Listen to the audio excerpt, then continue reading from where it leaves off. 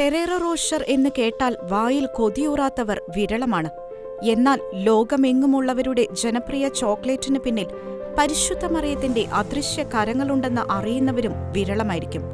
വറുത്ത ഹെസൽനട്ടിനു മേലെ hazelnut chocolate നിറച്ച ഒരു വേഫർ ഷെല്ലിൽ പൊതിഞ്ഞ് പൊടിച്ച ഹെസൽനട്ടുകൾ ഉൾക്കൊള്ളുന്ന ചോക്ലേറ്റ് കൊണ്ട് വീണ്ടും ആവരണം ചെയ്ത് സ്വർണ്ണ ഫോയിലിൽ പൊതിഞ്ഞ് മാന്ത്രിക രുചിയുടെ ഒരു വിപ്ലവം തന്നെ സൃഷ്ടിച്ച ഈ ചോക്ലേറ്റുകളുടെ ഉത്ഭവം ലൂർദിലെ മരിയൻ പ്രത്യക്ഷീകരണത്തിൽ നിന്ന് പ്രചോദനം ഉൾക്കൊണ്ടവയാണ്.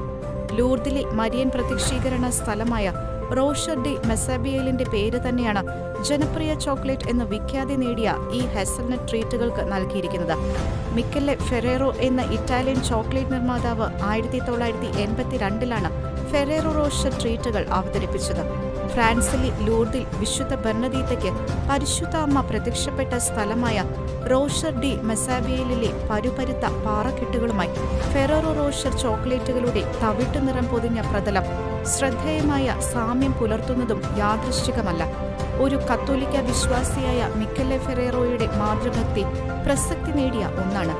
പിതാവ് നടത്തിയിരുന്ന പ്രാദേശിക ബേക്കറി അന്താരാഷ്ട്ര തലത്തിൽ പേരുകേട്ട $multi-billion കമ്പനിയായി ഉയർത്തിയതിന് പ്രശസ്തിയുടെ കൊടുമുടിയിൽ നിൽക്കുമ്പോഴും കമ്പനി സ്ഥാപിച്ചതിന്റെ 50ാം വാർഷികത്തിൽ അദ്ദേഹം പറഞ്ഞത് ഇപ്രകാരമായിരുന്നു: ഫെറേറോയുടെ വിജയത്തിന് ലൂർദ് മാതാവിനോട് ഞങ്ങൾ കടപ്പെട്ടിരിക്കുന്നു.